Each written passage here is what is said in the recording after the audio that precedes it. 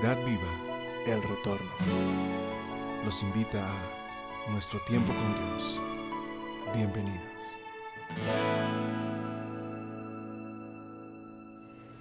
Bienvenidos a Nuestro Tiempo con Dios. Hoy estaremos estudiando el libro de Isaías en el capítulo 7, versículos del 1 al 9. La vida de las personas es realmente una montaña rusa, con sus altos y sus bajos, con días soleados y días grises, algunas veces con miles de razones para sonreír y otras con ganas de llorar o de aislarse de todos y de todo. Es por ello que la vivencia de una espiritualidad firme puede ayudar a llevar más sobriamente las vicisitudes de la vida. Así podremos decir, como está escrito, si Dios está con nosotros, ¿quién contra nosotros? Hoy, hermanos, veremos en este capítulo cómo hablan de una guerra civil entre Judá e Israel, con Siria aliada con Israel y produciendo un estado de temor en el reino de Judá. Adicionalmente veremos acerca del canal del estanque superior, donde Isaías y su hijo se encontraron con Acaz, rey de Judá, para transmitir un mensaje de aliento de parte del Señor. Miremos lo que dice Isaías 7, del 1 al 2. Aconteció en los días de Acaz, hijo de Jotam, hijo de Usías, rey de Judá, que Resín, rey de Siria, y Peca, hijo de Ramalías, rey de Israel, subieron en contra de Jerusalén para combatirla, pero no la pudieron tomar. Y vino la nueva casa de David, diciendo, Siria se ha confederado con Efraín, y se le estremeció el corazón, y el corazón de su pueblo, como se estremecieron los árboles del monte a causa del viento. Si recordamos lo estudiado en el capítulo 6, sigue el llamado y comisión de Isaías, que tuvo lugar cuando murió el rey Usías.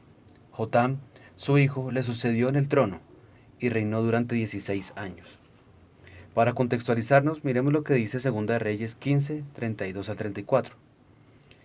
En el segundo año de Peca, hijo de Ramalías, rey de Israel, comenzó a reinar Jotam, hijo de Usías, rey de Judá.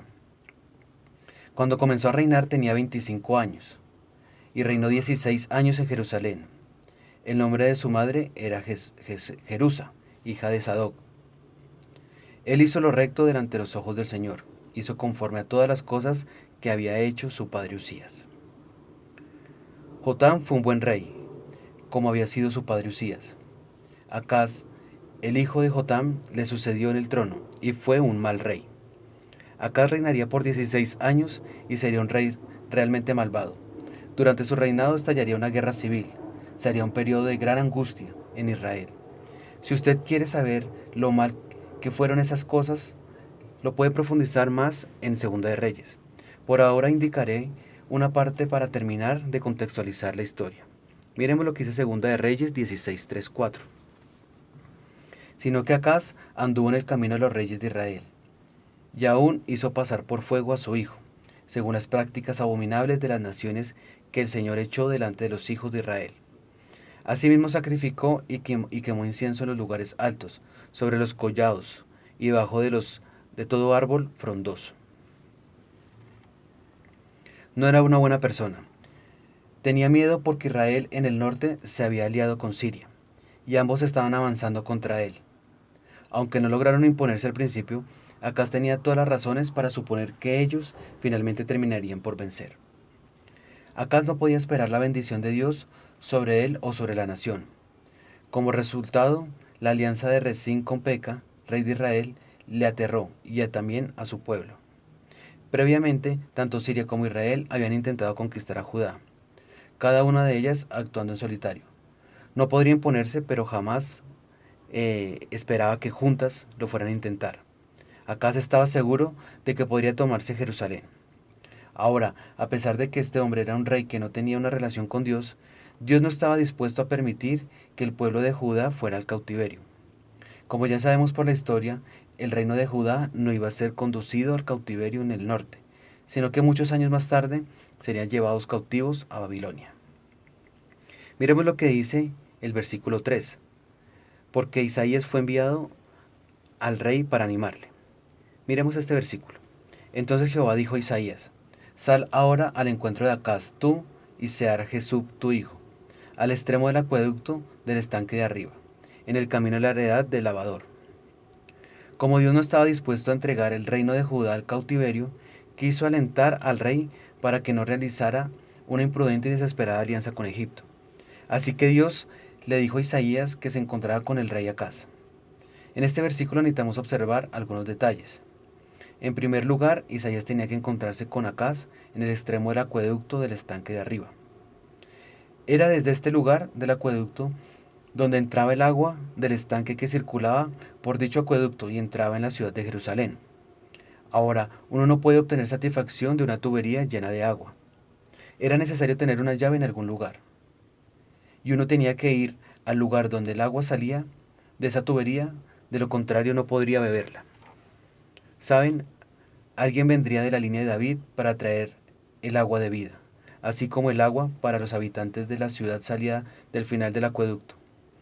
Esto sí es el verdadero agua de vida. Aquel sería el Señor Jesucristo. Isaías tendría que reunirse con el rey en el estanque de arriba. Consideremos ahora la palabra hebrea utilizada para el estanque, que es Berak, cuya raíz significa bendición. En una tierra como esa, una fuente de agua es una verdadera bendición. Esa misma palabra hebrea utilizada en el Salmo 84:6, donde dice, cuando la lluvia llena los estanques. En todos los demás pasajes donde aparece se traduce como bendición. Es un detalle interesante. Observemos también que se habló del estanque de arriba. Esta última palabra arriba es la palabra más usada para el Altísimo. Recordemos que de aquel que vino a servir a Abraham, Melquisedec, se dijo que era rey de Salem y sacerdote de Dios Altísimo, en Génesis 14:18. Ahora, la bendición de Dios Altísimo fue dada en el extremo del acueducto, cuando Jesús vino al mundo. Y luego dice el versículo, en el camino de la heredad del lavador. El camino era un sendero elevado sobre la tierra circundante para mantener limpios los pies de los viajeros. La aplicación espiritual de la palabra camino queda clara en el libro de Proverbios, capítulo 16, versículo 17. El camino de los rectos se aparta del mal. Este camino es el sendero de la santidad. Isaías usaría la misma figura en Isaías 35, versículo 8. Y habrá allí calzada y camino, el cual será llamada camino de santidad. Este interesante simbolismo se refiere a uno que es el camino, la verdad y la vida. El salmista escribió en el Salmo 84:5, dichoso el hombre que tiene en ti sus fuerzas, en cuyo corazón están tus caminos. Es decir, feliz aquel que tiene aquel que es el camino, la verdad y la vida.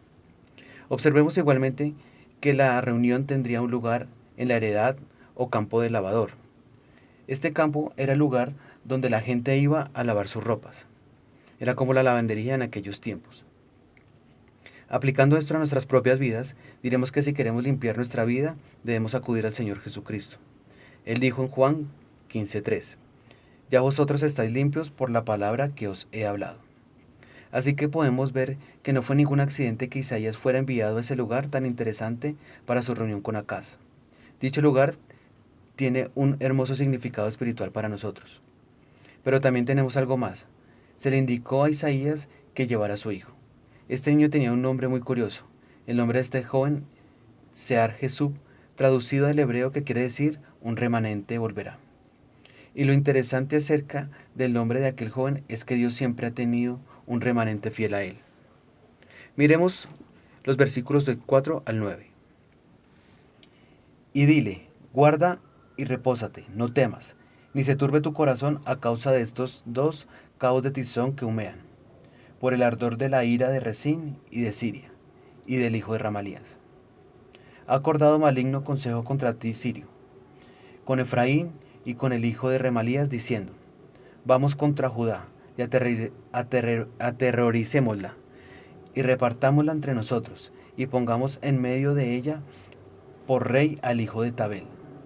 Por tanto, Jehová el Señor dice así, no subsistirá ni siquiera, ni será. Porque la cabeza de Siria es Damasco, y la cabeza de Damasco Rezín, y dentro de 65 años Efraín será quebrantado hasta dejar de ser pueblo. Y la cabeza de Efraín es Samaria, y la cabeza de Samaria el hijo de Ramalías. Si vosotros no creyereis, de cierto no permaneceréis. El mensaje era hacer saber a Acaz que no había necesidad de que tuviera miedo por la alianza de sus enemigos en el norte. Dios ya había determinado que la aventura de ellos iba a fracasar. El problema era, ¿cómo sabría Acaz? En primer lugar, él era escéptico e incrédulo. ¿Cómo se convencería de que lo que estaba diciendo Isaías era verdad? Pues bien, Dios nunca ha pedido a nadie que crea algo que no tenga una base sólida. La fe no significa dirigirse ciegamente a un área y decir, estoy confiado en Dios. Esto sería actuar con insensatez. Dios nunca nos pide que hagamos tal cosa. Por ejemplo, para nuestra salvación no tenemos que traer un pequeño cordero y ofrecer en sacrificio. Nuestra fe se apoya en los hechos históricos de la muerte, entierro y resurrección del Hijo de Dios. Dios nunca nos pide que demos un salto en la oscuridad. Él nos pide que creamos y depositemos nuestra confianza en un fundamento firme. Y ese es el único fundamento. Dijo Pablo en 1 Corintios 3:11. Nadie puede poner otro fundamento que el que está puesto, el cual es Jesucristo. Cualquier persona que sea incrédulo, sincero y sinceramente quiera conocer a Dios, llegará a tener una fe que salve. A veces hemos encontrado personas que dicen que no pueden creer y no creemos que sean sinceras. Dios no está pidiendo a él que crea simplemente porque lo dijo Isaías. El hecho es que los ojos de ninguna persona han sido tapados, a menos que ella misma elija tener una venda sobre sus ojos. Si una persona realmente quiere conocer a Dios, deja su pecado y vuelve a Cristo, Dios mismo se convertirá para ella en una realidad. En nuestro tiempo, el problema es que muchísimas personas no hablan ni actúan en serio en relación con Dios. Hoy el Señor nos está invitando a que le creamos, que tengamos fe. Él va a obrar en cualquier situación que tengamos. La clave es creer. Vayamos a tomar el agua que da vida. Recordemos lo que dice Juan 4:11 al 14. La mujer dijo, Señor, no tienes con qué sacarla, y el pozo es hondo. ¿De dónde pues tienes el agua viva? ¿Acaso eres tú mayor que nuestro padre Jacob, que nos dio este pozo del cual bebieron él, sus hijos y sus ganados? Respondió Jesús y dijo, cualquiera que bebiere de este agua volverá a tener sed, mas el agua que bebiere del agua que yo daré no tendrá sed jamás, sino que el agua que yo le daré será en él una fuente de agua que salte para vida eterna. Si estamos en angustia o necesidad, si visualizamos un día difícil o simplemente mis brazos están decaídos y tenemos sed, acudamos a la fuente de agua viva. Allí encontraremos dirección, esperanza, y el hecho de conocerle más afirmará mi vida sobre una roca sólida y podremos enfrentar cualquier situación mientras nos soltemos su mano.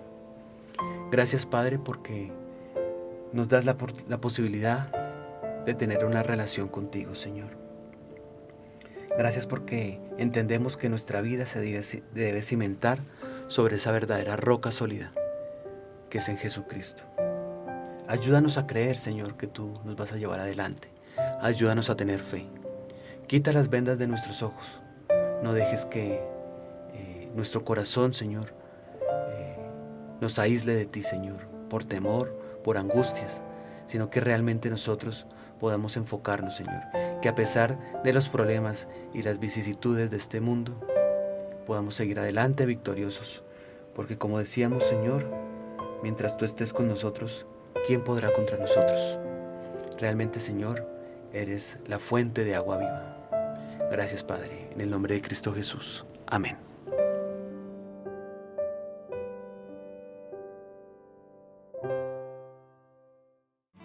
Acompáñanos mañana a nuestro tiempo con Dios. Bendiciones.